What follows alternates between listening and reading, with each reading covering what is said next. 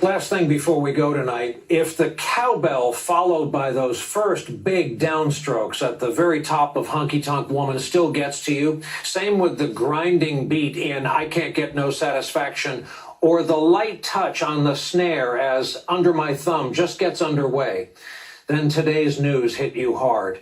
It's not ageism to say that it's tough to picture our rock stars at the age of 80. Yet that is how old Charlie Watts was when he died today in a British hospital. You don't often hear rock drummers universally described by their peers as elegant, stylish, or gentlemanly, or meticulous.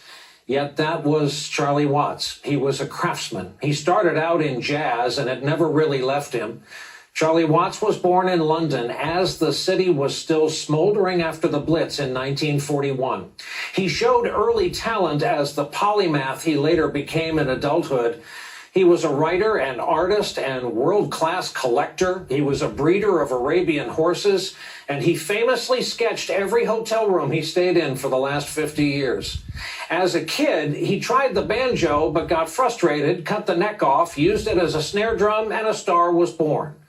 But stardom and Charlie Watts, they never really got along too well. He was a reluctant icon, to say the least, who, except for a 2-year adventure with heroin and related substances, lived a clean civilian life and was married to the same woman for 57 years. On stage, while Keith and Mick tore it up, Charlie toned it down. He always played a basic, old-school 4-piece kit. His posture was perfect. His bearing was much more like a professor at the London School of Economics. Charlie Watts was indelible, instantly recognizable. His role in rock and roll history is enshrined forever. It was never in doubt. If the Beatles changed the world, the Stones taught it how to dance. And all the while, through the decades and on 30 albums, Charlie Watts kept the time. He drove the band.